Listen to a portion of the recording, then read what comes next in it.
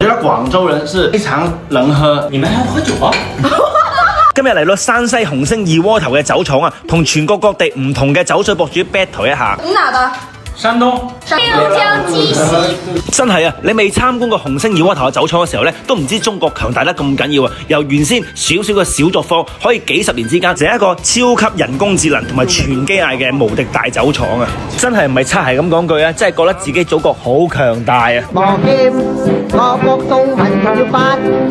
早晨，我係鄧小閒啊！今次咧真係好慶幸受邀咧2000公里去到山西紅星二鍋頭嘅酒廠去參觀一下嘅究竟啊！廣州人來到山西的紅星二鍋頭基地參觀，人哋入場啊派水，去入場啊派啲酒喎，使唔使吹咗佢先㗎？哇！呢個紅星高照咧有啲似模體喎，睇睇啊，單儲存糧食嚟釀酒呢幾個罐咧都超過5萬斤啊！聽講呢個酒廠咧每個人都可以入嚟嘅，你哋自己約時間就可以。真係感覺中國呢幾十年嘅發展真係遠超世界啊！好誇張，全智能嘅，成個工廠咁大先得嗰幾十人返工。全智能啊！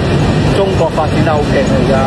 呢個咧就紅星二鍋頭博物館啊！你望下啦，原先發明酒嘅話咧，原來係一隻猿人啊，連猿人啊都可以識飲酒啊！如果飲唔到酒嘅話咧，即係馬騮都不如啦。中國嘅榮耀嚟嘅，1950幾年真係同啲威士忌啲小作坊，而家變到而家咁嘅大廠，我覺得真係好值得驕傲嘅。其實嗱，你睇下品鑑完之後啊，仲有獎品收啊，即係證明我哋廣州親戚咧真係又食又叻嘅。我哋中午咧就喺山西嘅奇緣啦，食咗一餐好正宗嘅山西菜。當年啊，慈禧食完呢個假陵分肉啊，大講咗3次好食，確實咧呢餐飯就係得呢個假陵分肉係好食嘅。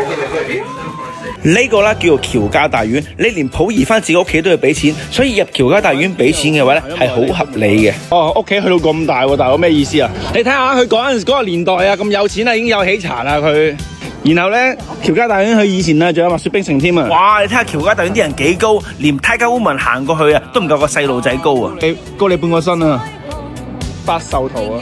我只可以講喬家大院咧，絕對就係風水領域術嘅超強。你去到任何一個位置咧，都係風水超強嘅地方。呢度咧仲話聽講咧係大紅燈籠高高掛拍攝嘅地方嚟嘅。嚟得山西咧，點可以唔買翻啲草咧，翻去做翻個手信咧？在網上買，網上買不到投到處，投到處只有當地直營店才會有，這邊是加微信的。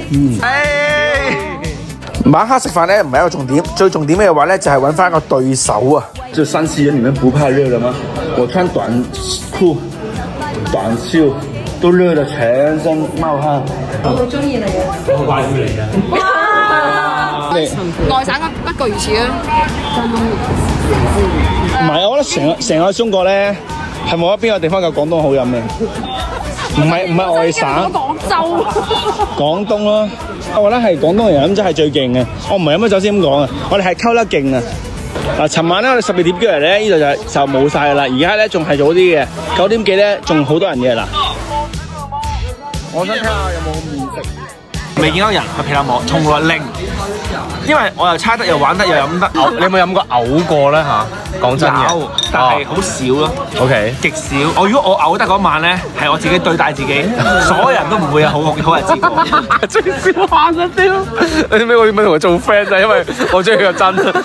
我唔係串，我真係唔係串啦。佢真係勁。我事實上擺喺度啊，我都冇串過人。社會飲酒，我飲到少少嘅，我 OK 飲得嘅。然後我去到我無敵嘅屌，唔係我唔係串啊。呢個嘉賓真係冇對手。人生得意須盡歡。俾面點個關注咧。